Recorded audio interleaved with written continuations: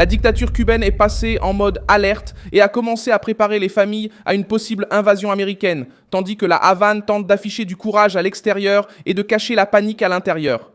Le 26 mai 2026. Ce qui pèse, ce n'est pas seulement un vieux discours contre les États-Unis, mais une directive officielle de la défense civile cubaine ordonnant à la population de préparer un sac à dos, une radio, de l'eau, de la nourriture, des documents, des médicaments, des articles d'hygiène et du matériel pour enfants face à une éventuelle agression militaire. C'est là que le régime se dévoile. Il demande des médicaments à une population qui fait face à des pharmacies vides, il demande de la nourriture à des familles écrasées par la pénurie, il demande de l'énergie alternative sur une île marquée par les coupures de courant et il essaie de transformer l'abandon en préparation nationale. La pression a augmenté parce que Washington a durci le ton contre le communisme. Contre la Havane, Marco Rubio a déclaré que la probabilité d'un accord négocié avec Cuba n'est pas élevée. Et la tension a augmenté après les accusations américaines contre Raúl Castro. Tandis que le régime lui-même réagit comme s'il savait que l'île était de nouveau au centre du radar des États-Unis. Les informations signalent également des vols de surveillance et des opérations de renseignement autour de Cuba, ce qui pousse la direction communiste à agir comme si le siège avait commencé avant même l'apparition de toute troupe. Qu'est-ce que la dictature sait et pourquoi ne le dit-elle pas? Pourquoi la Havane prépare-t-elle des familles sans leur offrir le minimum? Comment cette crise du régime peut-elle ouvrir le prochain chapitre contre le communisme cubain? Je vais tout te raconter. Si tu aimes ce genre de contenu direct et sans détour, pense à t'abonner parce qu'ici il y a des vidéos comme ça tous les jours. La préparation a été réalisée par l'État-major national de la défense civile de Cuba dans le cadre de l'exercice Météoro 2026. Officiellement, le régime affirme que la consigne sert à protéger des vies en cas d'attaque ennemie. En pratique, le message a été perçu comme une alerte politique. La dictature elle-même, qui a toujours utilisé la menace américaine comme outil de mobilisation, a maintenant mis par écrit une routine d'urgence pour les familles ordinaires. Le guide parle de protéger les enfants, les personnes âgées, les femmes enceintes et les personnes handicapées. Mais le contenu montre aussi clairement que le gouvernement veut mettre la population en état d'alerte. La peur qui n'existait que dans les discours est maintenant devenue un document. C'est devenu une consigne à suivre chez soi. C'est devenu un sac à dos, un abri, une instruction pour survivre. La contradiction est brutale parce que le régime demande des médicaments à une population qui fait face à des pharmacies vides. Il demande de l'eau à des familles qui vivent avec des coupures d'eau. Il demande des radios et de l'énergie alternative sur une île frappée par des coupures de courant. Il demande de la nourriture d'urgence dans un pays où beaucoup de gens luttent déjà pour le strict nécessaire au quotidien. La dictature essaie de paraître productive, protectrice, mais la liste elle-même révèle l'ampleur du désastre. Le Cubain ordinaire regarde cette directive et sait que le problème ne vient pas seulement d'une éventuelle action des États-Unis. Le problème réside dans le quotidien écrasé par le manque d'électricité, le manque d'eau, le manque de médicaments, des salaires faibles et des décennies de contrôle politique. Le gouvernement cubain essaie de transformer cette préparation en résistance nationale, mais le moment révèle autre chose. Le régime est nerveux. La pression de Washington a augmenté et l'île est redevenue un point focal de l'attention militaire, diplomatique et du renseignement.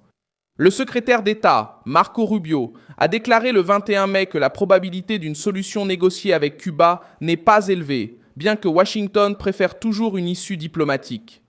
Dans ce contexte, les États-Unis ont annoncé des accusations visant Raúl Castro, intensifiant les tensions politiques entre les deux parties. Le message américain a été présenté comme une question de sécurité nationale, et non comme une simple dispute idéologique. Ce durcissement pèse à l'intérieur de la Havane parce que le régime cubain sait qu'il a perdu son confort stratégique.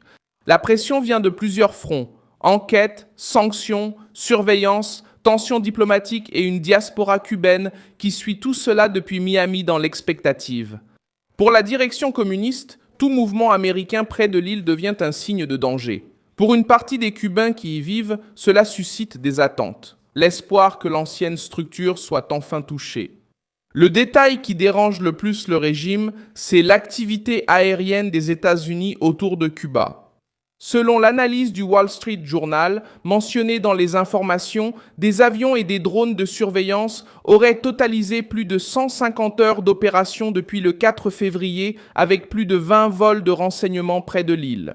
Ces vols, généralement liés à la surveillance et à la collecte d'informations, ont intensifié l'encerclement autour de la Havane. Il ne s'agit pas seulement d'informations pour les plus hauts dirigeants à la Havane. Ce n'est pas simplement un avion qui passe sur le radar. Ces vols, généralement pour tout contrôler, surveiller de près les installations et les itinéraires, sont les plus importants pour l'alerte. La préparation apparaît également après des déclarations précédentes des autorités cubaines admettant que la Havane se prépare à une éventualité de confrontation, même si elles affirment ne pas considérer ce scénario comme probable. En mars, le vice-ministre des Affaires étrangères Carlos Fernández de Cosio a déclaré que Cuba serait naïve si elle ne se préparait pas à une agression militaire. La phrase montre que la dictature ne traite pas le sujet uniquement comme de la propagande de rue. Elle sait que le risque est devenu un sujet réel dans le calcul politique. Mais le régime essaie de faire cela sans admettre sa fragilité. Il parle de souveraineté, mais il cache la faillite. Il parle de défense, mais il abandonne une population sans structure. Il parle de résistance, mais il n'arrive pas à garantir le minimum. La dictature essaie d'utiliser le guide familial pour créer l'union autour de la peur. C'est la méthode classique des régimes en crise. Quand la nourriture manque, on parle d'ennemis extérieurs. Quand l'électricité manque, on parle de feu, de menaces impériales. Sauf que la propagande perd de sa force quand la réalité frappe à la porte tous les jours. Le Cubain qui n'arrive pas à acheter des produits de première nécessité n'a pas besoin de leçons sur la survie. Il survit déjà chaque jour au système qui avait promis l'égalité et a livré la dépendance, la surveillance et la pauvreté. La Havane essaie aussi de préparer les militants à un scénario de mobilisation. En parlant d'agression militaire, le régime ne s'adresse pas seulement aux familles ordinaires. Il s'adresse aux comités locaux, aux organes de sécurité, aux structures du parti, aux militaires, aux policiers et aux fonctionnaires alignés avec l'État. Cette directive sert à créer un climat de préparation, mais aussi à renforcer le contrôle interne. Dans une crise de cette ampleur, la dictature craint autant une intervention extérieure qu'une explosion interne. Une population affamée, épuisée et informée peut devenir plus dangereuse pour le régime que n'importe quel discours venant de Washington. La pression américaine a un autre effet. Elle oblige Cuba à montrer ses alliances. Le rapprochement de l'île avec la Russie, la Chine et l'Iran est devenu une préoccupation centrale pour la sécurité des États-Unis. Des rapports récents mentionnent des drones, une coopération militaire et des structures de renseignement étrangères liées au territoire cubain. Pour Washington, cela fait de Cuba une question de sécurité régionale et non plus seulement un vieux différend politique de la guerre froide. Pour la Havane, cette interprétation est dangereuse car elle sort le régime de sa zone de confort.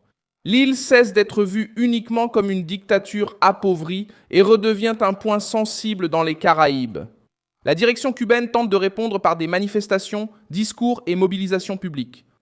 Des manifestations en soutien à Raúl Castro ont été enregistrées à la Havane, y compris près de l'ambassade américaine, avec la présence de militaires, de fonctionnaires et de partisans du régime. Ce mouvement sert à montrer de la force, mais il montre aussi de l'inquiétude. Les dictatures ne déploient l'appareil d'État dans la rue que lorsqu'elles sentent le besoin de produire un effet sur la majorité des citoyens. L'île montre une dictature essayant de préparer le peuple à un scénario qu'elle a passé des décennies à dire qu'elle était prête à affronter, mais qui doit maintenant demander aux familles d'improviser leur survie avec des articles que le système lui-même ne fournit pas. L'île est extrêmement fragile, surveillée et politiquement acculée. Je suis Milson Alves, Global, spécialiste des relations internationales, et mon objectif est de vous tenir bien informés en vous disant la vérité chaque jour. Les liens des actualités se trouvent dans la description de la vidéo. Laisse un like sur cette vidéo, abonne-toi à la chaîne et, à la fin, jette un œil aux commentaires pour être encore plus impliqué dans la communauté Milson Alves.